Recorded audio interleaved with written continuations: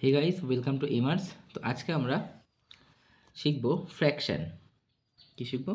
Fraction, বা যেটাকে আমরা বলি ভগ্নাংশ।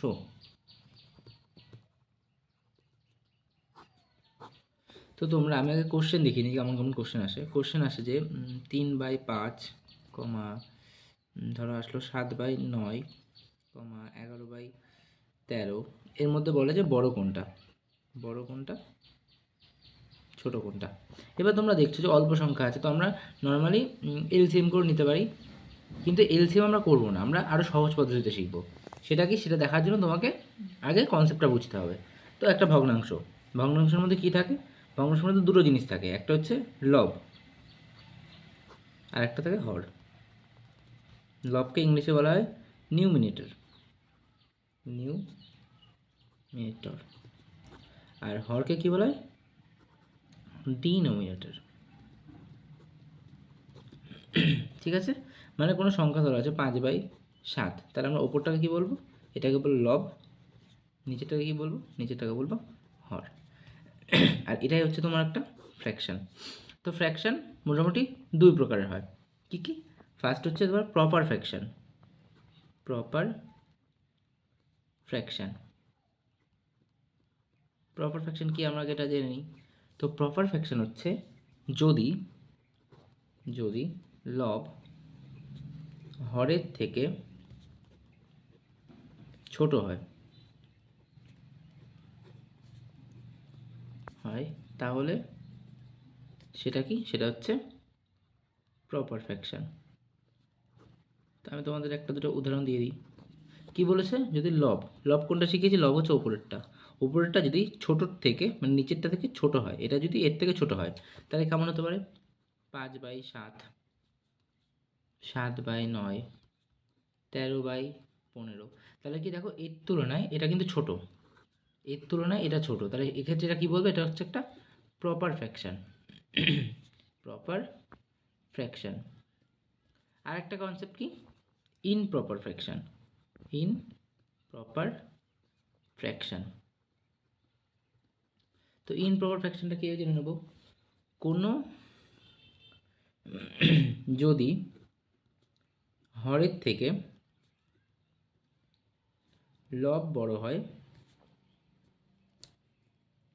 তখন তাকে কি বলবো? তখন তাকে বলা হবে, কি বলা হবে? ইনপ্রপার ফ্র্যাকশন। Improper fraction. যেমন উদাহরণ কি দেখি, কি বলেছে? বলেছেন হর কোনটা বলেছে তোমাদেরকে? হর বলেছে নিচেরটার থেকে লব বড় হবে, মানে ওটার থেকে ওটা বড় হবে, মানে নিচেরটা ছোটো হবে আর ওটা বড় হবে। এই যে হচ্ছে বেসিক কনসেপ্ট। তো নিচেরটা ছোটো হবে আর ওটা বড় হবে। নিচে ধরো 9 আছে, ওপরে আছে 11, নিচে ধরো 13 আছে, ওপরে আছে 15। তাহলে কি এইটা ছোট, এটা বড়, এটা ছোট, এটা বড়। তো তোমাদের সবার আগে কনসেপ্ট ক্লিয়ার রাখতে হবে যে প্রপার ফ্র্যাকশন কোনটা, ইনপ্রপার ফ্র্যাকশন কোনটা। এই দুটো কনসেপ্ট ক্লিয়ার করলে তোমরা অঙ্ক ইজিলি পেয়ে যাবে। এবার আমরা একটা দুটো কোশ্চেন আসি, ঠিক আছে?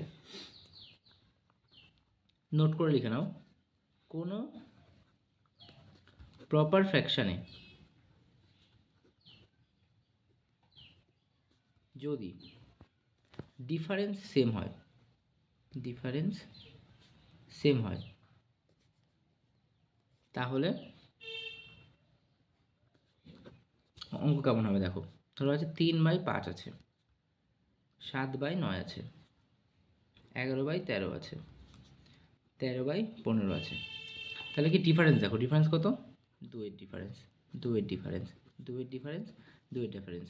যদি ডিফারেন্স সেম হয়, তাহলে যেই ফ্র্যাকশানের ওপরের সংখ্যাটা বড় সেটা হচ্ছে লার্জেস্ট। এটা তাহলে লার্জেস্ট। ছোটো কোনটা? তাহলে যেটা ছোটো সেটা ছোটো, স্মলেস্ট। তো তোমাদের একটা এইচডব্লিউ দিচ্ছে এরকম করেই। ধরো তোমরা আমাকে কমেন্টে জানাও 4/5, 6/7, 9/10, 13/14 কোনটা বড়? আরেকটা কনসেপ্ট, ডিফারেন্স আমরা সেম দেখলাম, এবার যদি ডিফারেন্স ভিন্ন হয়, ডিফারেন্স আলাদা হলে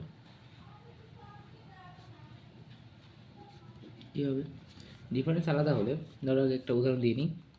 আছে 11/13, 17/20, 37/41, আর একটা 65/73। তো ফার্স্টে আমরা কী করবো, ফার্স্টে ডিফারেন্সগুলো বের করে নেবো। কত 2, এখানে কত আছে 3 আছে, এখানে কত 4 আছে, এখানে কত আছে, এখানে তোমার আছে 5 আর 3 8 আছে। তো তোমাদের কাজ কী হবে, এই যে ডিফারেন্সটা এটা দিয়ে এটাকে ভাগ করে দেবো।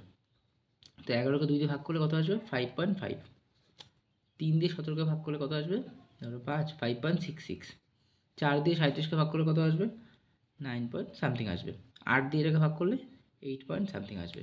তো এর মধ্যে বড় কোনটা দেখছো, অবভিয়াসলি এটা বড়, তাহলে এখানে কনসেপ্ট কোনটা, এটা বড় হয়ে যাবে। আর এখানে ছোটো কোনটা, এটা ছোটো, তাহলে এটা ছোটো হয়ে যাবে। ঠিক আছে, আশা করি বুঝতে পেরেছো। তাহলে তোমরা একটা এইচডব্লিউ করবে, দেওয়া আছে ধরো 13/17, 15/20, 30/70। তো তোমরা আমাকে বলবে যে ডিফারেন্স কত, মানে কোনটা বড় হবে কোনটা ছোটো হবে। তো আজকের জন্য এটুকু, এর নেক্সট পার্ট আসবে শুন।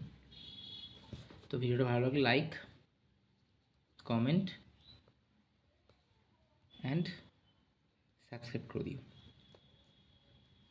এরকম আরও সুন্দর সুন্দর ট্রিক্স পেতে আমাদের চ্যানেলকে ফলো করতে হবে। তো আজকের জন্য বাই, আশা করি সব বুঝতে পেরেছো। যদি কোনো ডাউট থাকে এটা সম্পর্কে আমাকে কমেন্ট করো। তো আজকের জন্য বাই।